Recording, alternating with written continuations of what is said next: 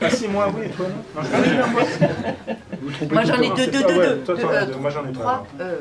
Si t'en as deux, j'en ai pas. Parce que j'en ai deux. Ah oui, deux en tout. Donc si les deux sont à toi, c'est moi qui ai les deux, voilà. J'en ai deux. À voir le film, ils vont vous craindre encore plus, non, aussi? Alors j'espère qu'ils ont suffisamment d'humour pour apprécier le film et je leur fais confiance. Ouais. Je pense que le côté transgressif ou défoulatoire de ça, je pense que ça va concerner autant les adultes que les enfants. Ouais. Parce que je pense que les enfants, ils subissent aussi la pression de la famille, le cadre, manger à l'heure, faire les devoirs, le machin. Eux aussi, ils subissent nos timings à nous. Et je pense que tout ce qui fait exploser les trucs, comme la comédie, c'est fait pour ça quand même. Et je pense que tout le monde va s'y retrouver. Tous les étages de la famille. Défoulatoire, c'est un nouveau mot, ça, non? Ça n'existe pas? Non, mais vous êtes un spécialiste. J'étais sûre qu'on dit quoi?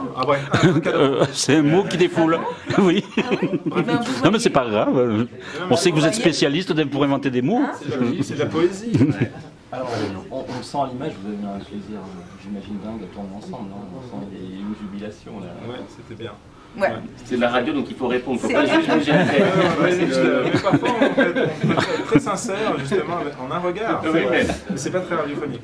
Oui, c'était un vrai plaisir. J'étais content tous les matins de retrouver Marina sur le plateau. Et c'était un vrai bonheur. Oui, il y a un truc de rythme qui va. On se connaît depuis très longtemps. Je crois qu'on est assez clients l'un de l'autre, parce qu'on se voit beaucoup dans la vie, on rit beaucoup dans la vie.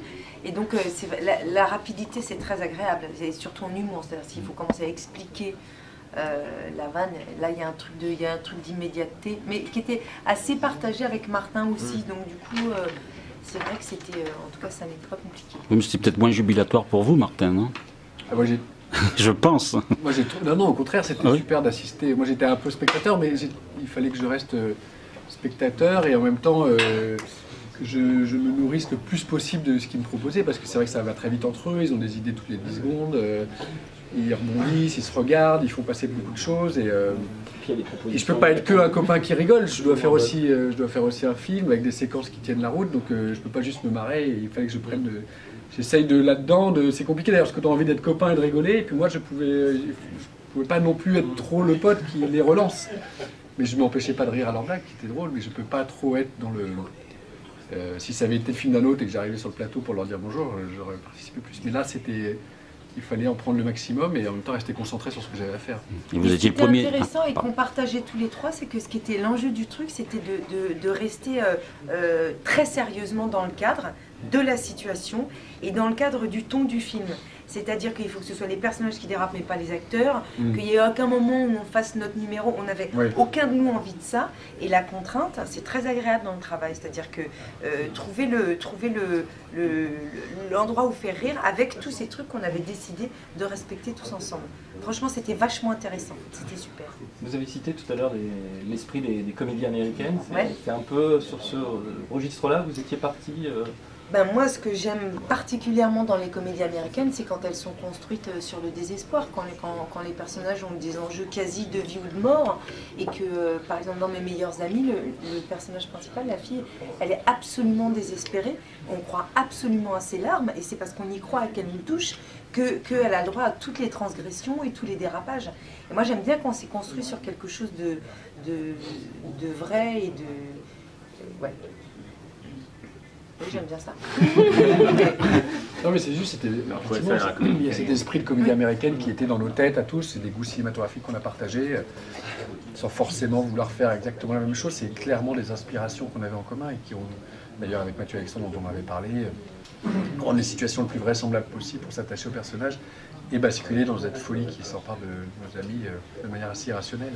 Et avoir jamais conscience, je trouve que quand on fait une comédie, moi j'en avais pas fait depuis longtemps, ce qui est très intéressant, c'est d'avoir presque essayé de ne pas avoir conscience de ce qui est drôle quand on le joue. Parce que le personnage n'est que dans une situation ou dramatique, ou emmerdante, ou avec des conséquences lourdes. Et si tu t'extériorises un peu et que tu te regardes faire, t'es foutu. Donc en fait, ça demande une discipline, ça demande de la discipline. Oui, il ne faut pas jouer le truc drôle, ce qui est amusant. Il faut faire comme si on ne savait pas. Exactement. Comme si on ne savait pas ce qui était drôle. Est-ce que vous avez pu vous faire rire chacun l'un l'autre? Oui. C'est obligé. Moi, je lui ai niqué plein de prises. Parce qu'il improvise beaucoup et que je ne peux pas me retenir. Si c'est drôle, je ris. Ouais. Ah, je tiens pas du tout. Parce qu'ils sont très très bons clients l'un de l'autre. Et ça, c'est vraiment... Ils se font rire autant. Et ça, c'est vraiment amusant de voir comment ça fonctionne, ce binôme-là. Donc, vous improvisez beaucoup? Ça dépend face à qui je suis. Et si je sens que j'ai la place, oui. Mais oui, si je sens que j'ai la place, c'est que je suis inspiré. Hein. Après, c'est pas des situations qui sont plus ou moins inspirées. J'aime bien. Est-ce qu'on vous apprend aussi la comédie quelque part, ou pas du tout la comédie française ou... Ah, la comédie française, on nous apprend rien, on est plus à l'école, mais on apprend des choses quand même. C'est ce qu'on nous apprend. Non, on n'improvise pas au français. Enfin, on peut improviser dans le travail, dans la répétition. Oui, si, on peut faire du travail d'improvisation autour de certaines scènes avant de revenir au texte. Mais sur le plateau, non. On a parlé de votre complicité, mais j'imagine qu'il fallait aussi la complicité avec les 3 enfants. C'était important, ça. C'est important de trouver l'équilibre, d'être à la fois d'être des partenaires de jeu et en même temps de ne pas devenir non plus des potes aussi, mais il fallait quand même qu'on garde, surtout pas une forme d'autorité, mais en tout cas qu'on reste dans le cadre où il y a des moments où il fallait être concentré, et donc c'était un équilibre à trouver, et pas devenir des profs de théâtre non plus, rester dans la légèreté. Oui, mais en vrai, je trouve que dans les scènes avec les enfants, c'est toujours nous qui sommes leaders de la scène. Eux, ils sont assez... Donc, c'est pas comme... Il y a des scènes avec des enfants, et moi j'ai déjà fait des films où c'est l'enfant qui a joué la scène, moi à le regarder, à l'écouter. Là, c'était... Pour le coup, c'était plus eux... Voilà, eux à nous subir. Donc du coup, comme ils étaient assez justes, dans le... En tout cas, ils ont un truc dans le regard, dans l'écoute, tout ça, puis franchement, on les trouvait sympathiques, enfin on était bien avec eux, mais en fait ça n'a pas été très compliqué. Non. Ils ont perçu comment le scénario, justement? Ça les a fait marrer, surtout Alex, le grand, Alex Desrousseaux, qui a 16 ans, qui a un garçon assez étonnant, parce qu'il a franchement beaucoup d'humour. Pour son âge, une grande maturité, il est étonnant ce môme-là, en plus de jouer super bien dans la vie. Donc lui, ça le faisait clairement rire. Et puis je pense que, moi, ce que je vous disais tout à l'heure, je pense que les enfants vont prendre autant de plaisir à voir... Parce que tous les enfants du monde ont des parents qui n'ont jamais le droit de péter les plombs. Ou en tout cas, qui disent quand on pète les plombs parce que les devoirs sont pas faits et tout, on justifie notre pétage de plomb. Et en fait, là, c'est l'occasion de comment dire... je suis à 2 doigts de redire. Non, mais vous comprenez ce que je dis. Mais pas en réaction. J'ai montré le film, on a regardé le film avec mes enfants. Et ils étaient morts de rire parce que c'est les adultes qui deviennent des enfants, les enfants deviennent des adultes. C'est-à-dire que tout d'un coup, les enfants disent aux adultes, bon maintenant on arrête les conneries, vous reprenez, et les adultes disent non.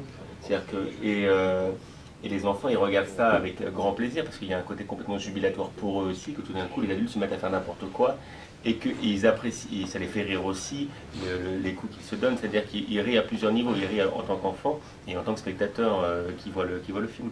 Oui, et puis en tant que parent, on a quand même très rarement l'occasion, c'est aussi de la mauvaise foi, de dire pardon, j'ai déconné à notre fils quand on a engueulé trop fort ou quand on a puni trop sévèrement. Ça n'arrive jamais. Là, c'est l'occasion de voir que les parents aussi peuvent être à côté de la plaque. Je pense que ça fait du bien. Et ce film, c'est le fait de reformer le couple justement comme ils étaient au départ.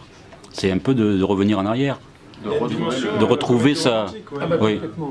Et justement, il y a une dimension de comédie romantique, mais qui n'est pas dans les schémas auxquels on est habitué. On a beaucoup un peu fait des espèces de ressucés du format un peu anglo-saxon, anglais de la comédie romantique. Et là, on est vraiment dans autre chose. Mais il y a une dimension romantique au film. Puis en même temps, c'est un message pour les parents, plus que pour les enfants peut-être. Même si c'est les enfants qui doivent prendre la décision. Oui, c'est vrai que c'est... en tout cas, on parle vraiment c'est vraiment l'histoire d'un couple. C'est vraiment l'histoire d'un couple. Oui, c'est une remise en question qui on va pas dévoiler ce qui va se passer, mais en même temps, qui est utile. Oui, c'est pas... Oui. Ça parle de l'usure du couple aussi, comment on réussit à se surprendre et comment on retient la flamme, tout ça. Ça parle de ça aussi. Alors finalement, papa ou maman? Oui. Moi, à leur place, je choisirais moi. Objectivement. Non. Tu perdrais du coup. Ouais, ouais, moi je choisirais aussi. Moi, si je devais aujourd'hui vivre avec quelqu'un ou me faire adopter, ce serait par Laurent Lafitte, sûrement. Ah, voilà. Ah oui. Merci. En même temps, quand on va aller voir le film, on va dire qu'est-ce que vous allez voir comme film? Je vais voir papa ou maman. Alors, il va falloir choisir. Non, mais le titre, ce titre est vraiment merveilleux, je suis d'accord. Non, j'ai pas dit ça. Hein. Bah oui, mais dites-moi parce que... Non, j'ai pas dit ça. Non, mais là, c'était une blague. Oui, il faut le voir 2 fois. On va y aller. Dernière question. Une dernière envie, on va voir les Césars bientôt, on est triste finalement. Bah oui, moi aussi je suis triste, je l'aurais bien fait, mais je suis comédien, je suis pas animateur télé, du coup ma priorité, ça m'aurait amusé de le faire, j'avais dit oui, j'avais commencé à écrire, tout ça, mais quand j'ai une proposition de cinéma, c'est voilà, c'est ça qui me motive plus, donc je peux pas sacrifier un film ou une pièce de théâtre pour les Césars, même si c'est un exercice qui me fait rire. Bon, votre remplaçant va s'en sortir. Ah, je suis sûr que ça va très bien se passer, je me fais aucun souci. C'est Édouard Baird, pour ceux qui ne sont pas au Oui. Marina, vous y serez vous-même au César cette année? Nommé, ça m'étonnerait. Nommé, ça Invité, s'ils sont gentils. Oui, parce que c'est vrai que j'ai revu mes films de l'année dernière, il n'y a vraiment pas de quoi me recommencer. Mais non, je ne sais pas si je serai au César. Ah si, peut-être si. Alors, je suis la marraine de Louane Emera, qui est présélectionnée pour les Césars, qui joue dans La Famille Bélier. Et si jamais elle est nommée, parce que vous savez, ils prénomment 16 jeunes, puis il y en a 5 qui sont nommés. Et si jamais elle était nommée, évidemment, je l'accompagne. Je ferai mon rôle de marraine et je l'accompagnerai au César. Des jeunes de moins de 30 ans. Des jeunes de moins de 30 ans. Bah, non, mais c'est pour. 18 ans, elle a une marraine de 30 ans, je vois pas voilà. si Bah oui. C'est pas sa mère. Voilà, mais oui, bah oui. Voilà. Merci. Merci beaucoup. Merci à vous.